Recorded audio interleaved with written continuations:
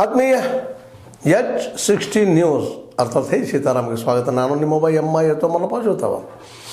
ಆತ್ಮೀಯರೇ, ಈಗ ನಿಮ್ಗೆ ಗೊತ್ತದ ಕಾಂತರಾಜ್ ಹೆಸರು. ಕಾಂತರಾಜ್ ವರದಿ ಮತ್ತೊಮ್ಮೆ ಚರ್ಚೆಗೆ ಬರೋ ಸಾಧ್ಯತೆಗಳಿದ್ದಾವೆ. ಯಾಕಂದರೆ ನಮ್ಮ ಸಿದ್ದರಾಮಯ್ಯನವರು ಇತ್ತೀಚೆಗೆ ದಾವಣಗೆರೆಯಲ್ಲಿದ್ದಾಗ ಮಾತು ಅಥವಾ ಈ ಒಂದು ಸ್ಫೋಟಕ ಹೇಳಿಕೆಯನ್ನು ಹೇಳಿದ್ದಾರೆ. ಇಲ್ಲ, ಈಗಾಗಲೇ ಅದನ್ನು ವರದಿ ಸ್ವೀಕಾರ ಮಾಡ್ಯದ, ಇನ್ನು ಅದು ನಮ್ಮ ಸಂಪುಟ ಸಭೆಯಲ್ಲಿ ಚರ್ಚೆ ಮಾಡ್ತೀವಿ ಅದನ್ನು ಕಾಂತರಾಜ್ ವರದಿಯ ಬಗ್ಗೆ ಸಾಧ್ಯ ಬಗ್ಗೆ ಅಂಥೇಳಿ ಬಾಂಬ್ ಸಿಡಿಸಿಬಿಟ್ಟಿದ್ದಾರೆ. ಮತ್ತಿದು ಇನ್ನು ಯಾವ ರೂಪ ಪಡೀತದ ಏನು ಎಂದು ಸಿದ್ದರಾಮಯ್ಯರಿಗಂತೆ ಅದು ಅನಿವಾರ್ಯ ಆಗಿದೆ ಇವತ್ತು. ಯಾಕಂದ್ರೆ ಅಹಿಂದ ರಾಜಕಾರಣ ಮಾಡ್ತಾ ಬಂದಂಥವ್ರಿಗೆ ಇವತ್ತು ಈ ರಾಜ್ಯದ ಒಕ್ಕಲಿಗರು ಮತ್ತು ಲಿಂಗಾಯತರು ಮುಸ್ಲಿಂ ಬೆಂಬಲಿಸಲಿಕ್ಕಿಲ್ಲ ಅನ್ನುವಂಥದ್ದು ಅವರಿಗೆ ಕನ್ಫರ್ಮ್ ಆಗಿದೆ. ಅದಕ್ಕಾಗಿ ತಮ್ಮ ರಾಜಕೀಯ ಭವಿಷ್ಯಕ್ಕಾಗಿ ಆಯಿತು ಸ್ವತಃ ರಾಹುಲ್ ಗಾಂಧಿಯವರು ರಾಷ್ಟ್ರ ಮಟ್ಟದಲ್ಲ ಜಾತಿ ಜನಗಣತಿ ಮಾಡಬೇಕು ಅನ್ನುವಂಥ ಒಂದು ಫೋರ್ಸನ್ನು ಹೇಳಿಕೆಯನ್ನು ಕೊಡ್ತಾ ಇದ್ದಾರೆ. ಅದಕ್ಕೆ ಇವನ್ ಆಡಳಿತಾರವ್ರ ಪಕ್ಷ ಸಹಿತ ಸ್ಪಂದಿಸುವಂಥ ನಾಟಕ ಮಾಡ್ತಾ ಇದ್ದಾರೆ. ಮಾಡಬೇಕಾಗಿದೆ, ಮಾಡೋರು ಅಂತ ಮಾತಾಡ್ತದೆ. ಯಾಕಂದ್ರೆ ಅದು ಅಂಥ ವಿಷಯ ಅದು. ನಿಮಗೆ ಗೊತ್ತದ, ಈಗಾಗಲೇ ವರದಿ ಝಲಕ ನೀವು ನೋಡಿದ್ದೀರಿ.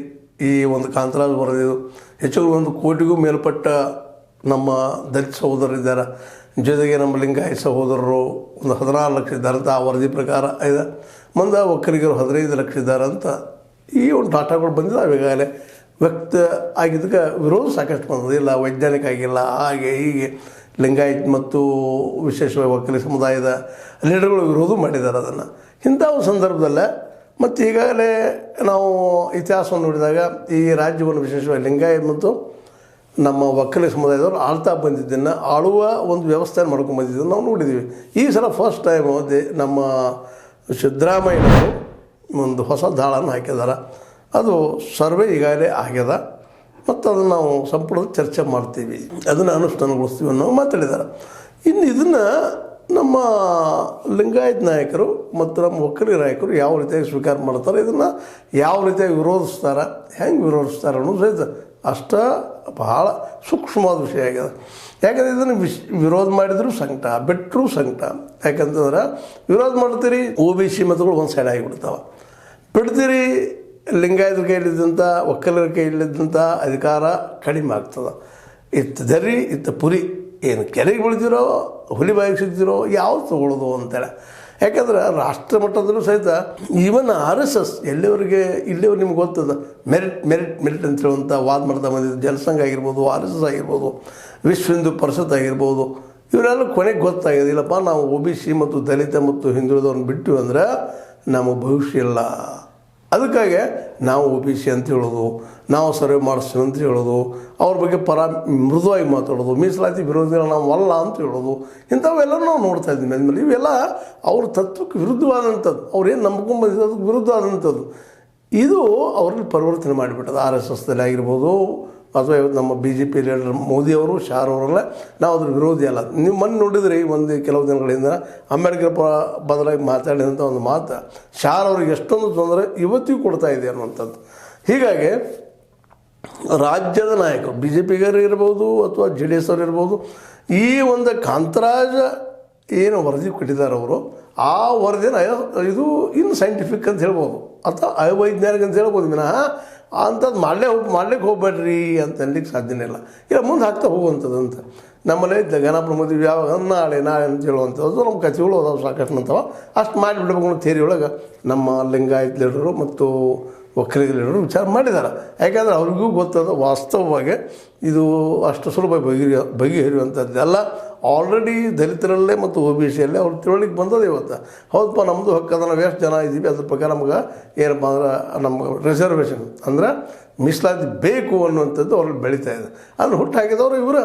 ಯಾಕಪ್ಪ ಅಂದ್ರೆ ಅವತ್ತು ಅಂಬೇಡ್ಕರ್ ಅವ್ರು ಹೇಳಿದಂಗೆ ಅಸ್ಪೃಶ್ಯರಿಗೆ ಮಾತ್ರ ಮೀಸಲಾತಿ ಮಾಡಿದರೆ ಇವತ್ತು ಈ ಸಮಸ್ಯೆನ ಹುಡ್ತಿರಲಿಲ್ಲ.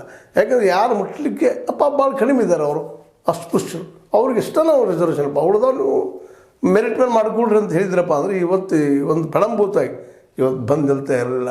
ಅಂಬೇಡ್ಕರ್ ಅವ್ರನ್ನ ಬಿಟ್ಟು ತಮ್ಮ ರಾಜಕೀಯ ಸ್ವಾರ್ಥಕ್ಕೆ ಇವತ್ತು ಕಾಂಗ್ರೆಸ್ಸಿಗಿರಲಿ, BJPಗಿರಲಿ, RSS ಇರಲಿ, ಯಾರೂ ಇರಲಿ, ಅವರೆಲ್ಲ ಈ ಒಂದು ಹಿನ್ನೆಲೆಯಲ್ಲಿ ಮಾಡಿದ್ದರಿಂದಾಗೆ ಜಾತಿ ನೆಲೆಗಟ್ಟಿನಲ್ಲೇ ನಾವು ಮೀಸಲಾತಿಗೆ ಬೆನ್ನು ಹತ್ತಿದ್ರಿಂದಾಗೆ ಇವತ್ತು ಇಂಥ ಒಂದು ಪ್ರಸಂಗ ಬಂದದ. ಮತ್ತು ರಿಸರ್ವೇಷನ್ ಅಂದರೆ ಅವ್ರಿಗೆ ಗೊತ್ತದ, ಈ ಒ ಬಿ ಸಿ ಜನರಿಗೆ ಆಯಿತು, ದಲಿತರಿಗೆ ಆಯಿತು, ಅಥವಾ ಕಾಡು ಜನರಿಗೆ ಆಯಿತು, ಅಂದರೆ ನಮ್ಮ ಆದಿವಾಸಿಗಳಾಯ್ತು ಗೊತ್ತದ ದೊಡ್ಡ ಪ್ರಮಾಣದಲ್ಲಿ ನಮಗೇನು ಅನುಕೂಲ ಬರಲಿಕ್ಕಿಲ್ಲ ಅಂತೇಳಿ. ಯಾಕಂದ್ರೆ ಅಲ್ಲಿ ಉದ್ಯೋಗಗಳಿಲ್ಲ. ಈಗ ಹೇಳ್ತಿಲ್ಲ ನಿಮ್ಗೆ, ಎಲ್ಲ ಉದ್ಯೋಗ ಸರ್ಕಾರ ಏನು ಮಾಡ್ಲಿಕ್ಕತ್ತಪ್ಪ ಅಂದ್ರೆ ಪ್ರೈವೇಟ್ ಕೈ ಕೊಡ್ಲಿಕ್ಕತ್ತದ್ರಿ. ಅವ್ರ ಇಂಡಸ್ಟ್ರಿ ನೋಡ್ರಿ ಹೇಳ್ತಿದ್ದೆ ನಿಮಗೆ 32 PSUಗಳು ಅಂದರೆ ಪಬ್ಲಿಕ್ ಸೆಕ್ಟರ್ಗಿದ್ದಂಥ ಉದ್ಯಮಗಳೆಲ್ಲ ಪ್ರೈವೇಟ್ದವ್ರಿಗೆ ಕೊಟ್ಬಿಟ್ಟಿದ್ದಾರೆ. ಅಲ್ಲಿಂದ ನಿಮ್ಗೆ ರಿಸರ್ವೇಷನ್ ಮಾತ್ರ ಇಲ್ಲ. ಅಲ್ಲೇ ನಾವು ಮೆರಿಟ್ ಅಂತ ಹೇಳಿಬಿಡ್ತಾರೆ ಅವರು. ಮೆರಿಟ್ ಅಂದರೆ ನಮ್ಗೆ ಬೇಕಾದಂಥವ್ರನ್ನ ಆಯ್ಕೆ ಮಾಡ್ಕೊಳ್ಳೋದು ನಿಮ್ಗೆ ಗೊತ್ತಿದ್ದ ವಿಷಯ ಅದು.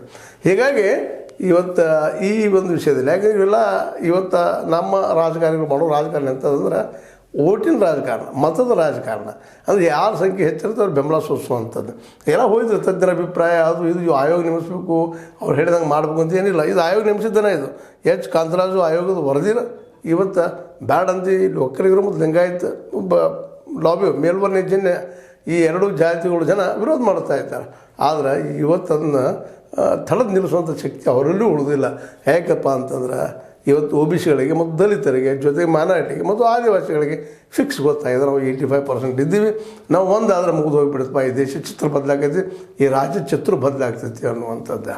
ಯಾಕಂದರೆ ಇಲ್ಲೇ ಒಂದು ಜಸ್ಟ್ ಇದೆ ಕಾಂತರಾಜ್ ವರದಿ ಪ್ರಕಾರನ 1 ಕೋಟಿಗೂ ಮೀರಿ ದಲಿತರಿಲ್ಲಿದ್ದಾರೆ ಅಂದ್ರೆ ಸಣ್ಣದೇನು ರೀ. ನಾವೇನೋ ಹೇಳ್ಬೋದು, ನಾವು 2 ಕೋಟಿ ಇದ್ದೀವಿ, 3 ಕೋಟಿ ಇದ್ದೀವಿ, ನಾವು ವಾದ ಮಾಡ್ತೀವಿ. ಆದರೆ ಸೈಂಟಿಫಿಕ್ ಆದರೆ ಇವ್ರಿಗೂ ಕೊಡ್ಲಿಕ್ಕೆ ಆಗ್ತಾಯಿಲ್ಲ. ಹೌದು ಎಲ್ಲಾದ್ರೂ ತೋಳ್ರಿ ಅಂತ ಹೇಳ್ತಾ ಇಲ್ಲ, ಬರೋ ಬಾಯಲ್ಲಿ ಹೇಳ್ತಾರೆ ಸರಿಯಾಗಿ ಎಲ್ಲರ ಮನೆಗೆ ಬಂದಿಲ್ಲ ರೀ, ಸರಿಯಾಗಿ ಮಾಡಿಲ್ಲ, ಹಾಗೆ ಹೀಗೆ ಅಂತ ಹೇಳ್ತಾರೆ. ಅದು ಎಷ್ಟರ ಮಟ್ಟಿಗೆ ಸ್ಟ್ಯಾಂಡ್ ಆಗ್ತದೆ. ಯಾಕಂದ್ರೆ ಪ್ರತಿಯೊಂದು ಕಡೆಯೂ ಅವರು ಡಾಟಾ ಕೊಟ್ಟು ತಂದು ಮಾಡಿ ಎಲ್ಲ ಕಳಿಸಿದ್ದಾರೆ. ಒಂದು 17-20 ಕೋಟಿ ರೂಪಾಯಿ ಖರ್ಚು ಮಾಡಿದ್ದಾರೆ. ಅದಕ್ಕೆ ದೊಡ್ಡ ವ್ಯವಸ್ಥೆ ಮಾಡ್ಕೊಂಡಿದ್ದಾರೆ ಅವರು. ಇವತ್ತು ಅವ್ರುಗಳು ಒಂದು ಅಟ್ಲೀಸ್ಟ್ ಅದು ಸೈಂಟಿಫಿಕ್ಕೋ ಅನ್ಸೈಂಟಿಫಿಕ್ಕೋ ಬೇರೆ ಮಾತು, ಆದರೆ ಅವ್ರುಗಳು ಒಂದು ವರದಿ ಅದ, ಆ ವರದಿಯಲ್ಲಿ ರೆಕಾರ್ಡ್ಸ್ ಇದ್ದಾವೆ. ಅವುಗಳನ್ನ ತುರ್ತು ನಾವು ನಂಬಬೇಕಾಗ್ತದೆ. ನಂತರ ಇನ್ನೊಮ್ಮೆ ಭಾಳದ್ರೆ ನಾಳೆ ಏನಾಗ್ಬೋದು, ಭಾಳ ಒತ್ತಡದಿಂದ ಇನ್ನೊಂದು ಸರ್ವೆ ಆಗಲಿ ಅನ್ನುವಂಥದ್ದು ಬರ್ಬೋದು. ಸರ್ವೆನೂ ಮಾಡಿಸ್ಬೋದು. ಸರ್ವೆ ಮಾಡಿಸೋ ಸಹಿತ ಏನಂತಪ್ಪ ಹೆಚ್ಚು ಒಂದಿಷ್ಟು ಅಂಕಿ ಸಂಖ್ಯೆ ಹೆಚ್ಚುಕಡಿಮೆ ಆಗ್ಬೋದು. ಅಷ್ಟು ದೊಡ್ಡ ಪ್ರಮಾಣದಲ್ಲಿ ಬದಲಾವಣೆ ಆಗ್ತದೆ ಅಂತೇಳಿ ಭಾಳಷ್ಟು ಜನರಿಗೆ ಅನ್ನಿಸ್ತಾ ಇಲ್ಲ. ಯಾಕಂದ್ರೆ ಕೋಟಿಗಳೆಲ್ಲ ಇರೋ ಮುಂದೆ ಇವರು 16 ಲಕ್ಷ, ಭಾಳ ಇನ್ನೊಂದು 10 ಲಕ್ಷ ಆದಿತ್ತು ನಮ್ಮ ಲಿಂಗಾಯತಿರೋದು.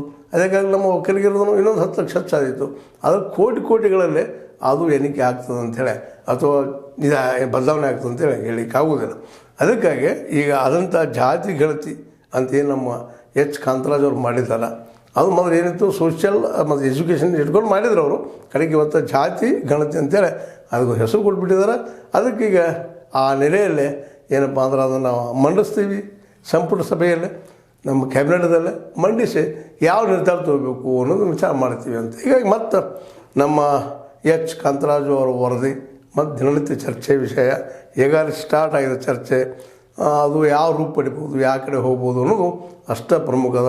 ಅದೇನೂ ಇರಲಿ, ಕಾಂತರಾಜು ಅವ್ರ ವರದಿಯನ್ನು ನಾವು ಮಂಡಿಸಲಿ, ಚರ್ಚೆ ಆಗಲಿ, ಅದ್ರ ಏನದ ಅನ್ನೋದ್ರೆ ಗೊತ್ತಾಗಲಿ ಜಗತ್ತಿಗೆ. ಆಮೇಲೆ ಮತ್ತೆ ಬೇಕಾದ್ರೆ ವಿರೋಧ ಮಾಡಲಿಕ್ಕೆ ಬರ್ತದೆ, ಮತ್ತೇನು ಮಾಡಲಿಕ್ಕೆ ಬರ್ತದೆ. ನಾನು ಏನೇನು ನಮ್ಗೆ ಸರ್ವೆ ಮಾಡಿಸ್ರಿ ಅಂತೇಳಿ ಒತ್ತಡದಿಂದ ಮಾಡಿಸ್ಲೂಬೋದು. ಅದಕ್ಕೆ ಸಿದ್ದರಾಮಯ್ಯರು ಒಪ್ಬೋದು, ಇದೂ ಇರ್ಬೋದು. ಯಾಕಂತಂದ್ರೆ ಅವ್ರಿಗೆ ಈಗ ಮುಖ್ಯವಾಗಿ ಬೇಕಾಗಿದ್ದು ಅಹಿಂದ ಸಂಘಟನೆ.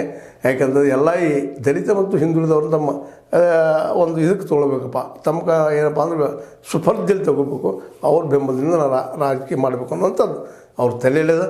ಮತ್ತು ಅದು ಮೋಸ್ಟ್ಲಿ ಅದರಲ್ಲಿ ಯಶಸ್ವಿನೂ ಆಗ್ತಾರೆ ಅಂತ ಅನಿಸ್ತದೆ. ಯಾಕಂದ್ರೆ ಹಂಗೆ ಅದು ಇವತ್ತಿನ ಈ ರಾಜ್ಯದ ಈ ದೇಶದ ಪರಿಸ್ಥಿತಿ. ಮತ್ತು ರಾಹುಲ್ ಗಾಂಧಿಯವರು ಅದು ಪೂರ್ಣ ಪ್ರಮಾಣದಲ್ಲಿ ಸಪೋರ್ಟ್ ಇರೋದರಿಂದಾಗೆ ಮೋಸ್ಟ್ ಪ್ರಾಬಲಿ ಒಕ್ಕಲಿಗ ನಾಯಕರು ಅಥವಾ ಲಿಂಗಾಯತ ನಾಯಕರು ಎಷ್ಟೋ ವಿರೋಧ ಮಾಡಿದರು. ಸಂಪುಟದಲ್ಲಿ ಚರ್ಚೆ ಆಗುವುದಂತೆ ನಿಶ್ಚಿತ. ಚರ್ಚೆ ಆದಮೇಲೆ ಮುಂದಿನ ಮತ್ತೆ ಏನಾಗ್ತದೆ. ಆದರೂ ಸಿದ್ದರಾಮಯ್ಯವರಿಗೆ ಒ ಬಿ ಸಿ ಮತ್ತು ದಲಿತ ಮತ್ತು ಮೈನಾರಿಟಿ ಇವರು ಬೆಂಬಲಂತೆ. ಈಗಂತೆ ಮೈನಾರಿಟಿಯವರು ಹೆಚ್ಚು ಕಡಿಮೆ ಸಿದ್ದರಾಮುಲ್ಲಾ ಅಂತ ಅವ್ರ ಜೊತೆಗೆ ಇರ್ತಾರೆ, ಅವ್ರಿಗೆ ಬೆನ್ನು ಹಚ್ಚಿದ್ದಾರೆ ಮೈನಾರಿಟಿಯವರು. ಮತ್ತು ಉಳಿದವ್ರು ಯಾರಪ್ಪ ಅಂತಂದ್ರೆ ಒ ಬಿ ಸಿ ಜನರು ಸಹಿತ ಇವತ್ತು ಅವರು ಕುರುಬ ಜನ ಸ್ವತಃ ಇರೋದ್ರಿಂದ ಇನ್ನುಳಿದ ಸಮುದಾಯಗಳು ಅವ್ರ ಜೊತೆಗಿದ್ದಾರೆ, ಭೇಟಿ ಆಗ್ತಾ ಇದ್ದಾರೆ, ಮಾತಾಡ್ತಾ ಇದ್ದಾರೆ.